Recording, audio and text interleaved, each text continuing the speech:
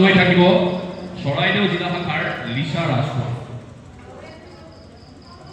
কৃষ্ণ জয় গুৰু শংকৰ।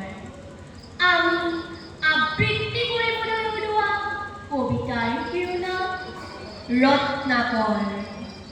কবি নলিনীধৰ ভট্টাচাৰ্য। তাহাঁতে আৰু মোক কৈছিল সোণতকৈও জীৱন সোণালী, তাক তই মুচৰি পেলালি, চিৰাচিৰ কৰিলি চন্দন বনৰ দক্ষিণাৱৰী। তোৰ তেজ লগা হাত মই এতিয়া কি সতে স্পৰ্শ কৰোঁ।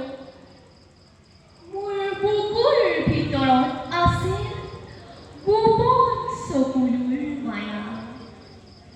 নিজৰ শিপাডালক বিচাৰি চোৱাৰ দিনা চকুলোৰ নিজৰা জিৰ জিৰকৈ বৈ আহিছিল। সুখবোৰ শ্লোক হৈছিল। ৰিপ ৰিপ মলয়াই আনিছিল পোহৰ।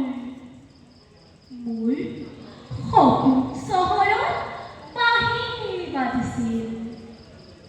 তোমালোকে অন্তঃপুৰোহিত জোনাক পিন্ধাইছা, বুকুৰ আকাশ ভাঙি পেলাইছা।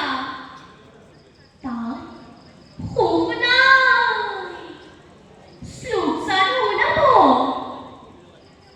এতিয়া শূন্যতাৰ মুখামুখি তোমালোক মনে মনে আছা।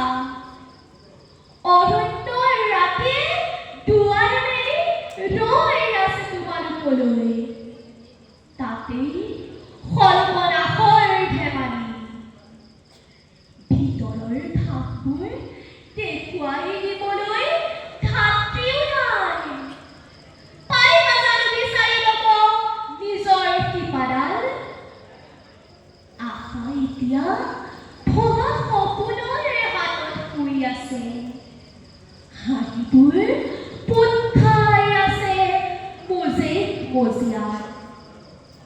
মই আকৌ আহিছোঁ, বোৱাই দিব খুজিছোঁ তোমালোকৰ বুকুৰ স্তব্ধ চকুলৈ। বুৱতী দিশালে দিব নতুন শ্লোকৰ প্ৰতিমা আৰু বাঁহীৰ হাঁহি ফুলা গোলাপৰ দিন। কৃষ্ণ।